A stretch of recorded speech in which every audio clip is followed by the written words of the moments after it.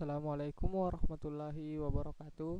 Perkenalkan, nama saya Muhammad Sahirul Hakusman, semester 6, jurusan Teknologi Pendidikan. Cara kerja augmented reality. Cara kerja augmented reality atau dalam bahasa Indonesia realitas tertambah dan dikenal dengan singkatan bahasa Inggrisnya AR adalah teknologi yang menggabungkan benda maya dua dimensi ataupun tiga dimensi ke dalam sebuah lingkungan nyata tiga dimensi, lalu memproyeksikan benda-benda maya tersebut dalam waktu nyata. Tidak seperti realitas maya yang sepenuhnya menggantikan kenyataan. Realitas tertambah sekedar menambahkan atau melengkapi kenyataan. Cara kerja augmented reality dapat diaplikasikan untuk semua indera termasuk pendengaran, sentuhan, dan penciuman. Cara kerja augmented reality adalah bekerja berdasarkan deteksi citra dan citra yang digunakan adalah marker.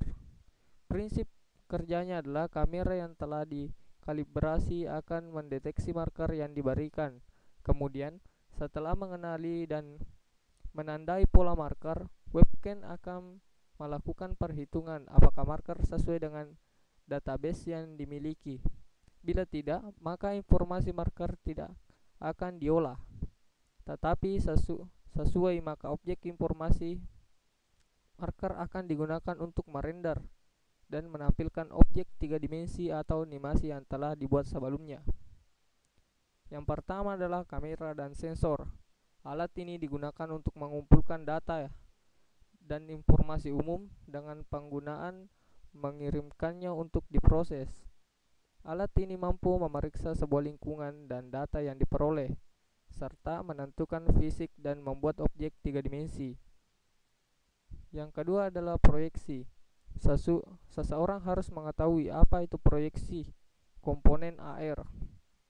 Komponen yang mengacu pada proyektor kecil, misalnya semacam handset. Perangkat akan diterima, menginformasikan dari sensor dan memproyeksikan konten terkomunikasi ke permukaan yang dilihat. Namun sebenarnya penggunaan komponen ini tidak sama persis ditujukan untuk digunakan pada kendaraan. Yang ketiga adalah perangkat AR dapat direfleksi.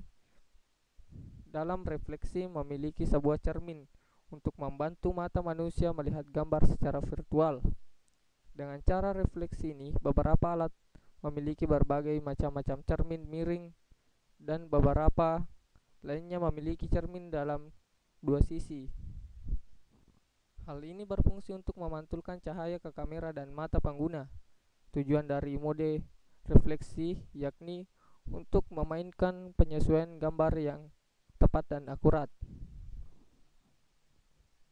Yang kedua adalah jenis-jenis augmented reality.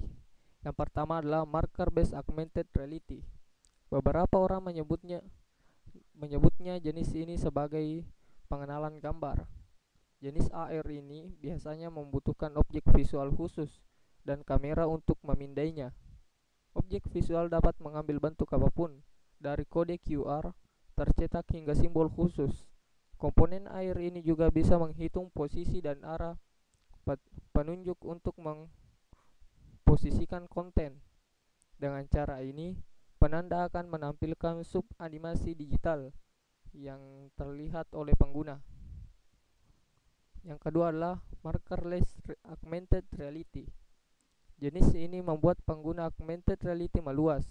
Unmarker AR menggunakan teknologi GPS, akselerometer, kompas digital dan akselerometer yang terpasang di dalam perangkat untuk menyediakan data berdasarkan lokasi Anda. Teknologi augmented reality yang tidak ditandatangani dan terpasang di perangkat ponsel cerdas Anda memiliki fitur deteksi lokasi. Jenis ini biasanya digunakan untuk petunjuk arah dan aplikasi seluler berbasis lokasi dan lainnya. Yang ketiga adalah projection based augmented reality. Jenis ini bekerja dengan memproyeksikan cahaya membuat permukaan nyata.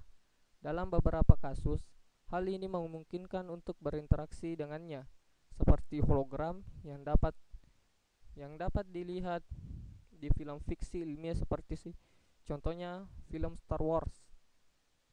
Augmented reality dapat mendeteksi interaksi antara pengguna dan proyeksi melalui perubahan yang dibuat. 4. Superposition based augmented reality. Superposition based augmented reality dapat sepenuhnya atau sebagian menggantikan tampilan asli dengan tampilan yang ditambah. Di sini, pengenalan objek memainkan peran yang sangat penting. Yang ketiga adalah kegunaan augmented reality dalam bidang pendidikan.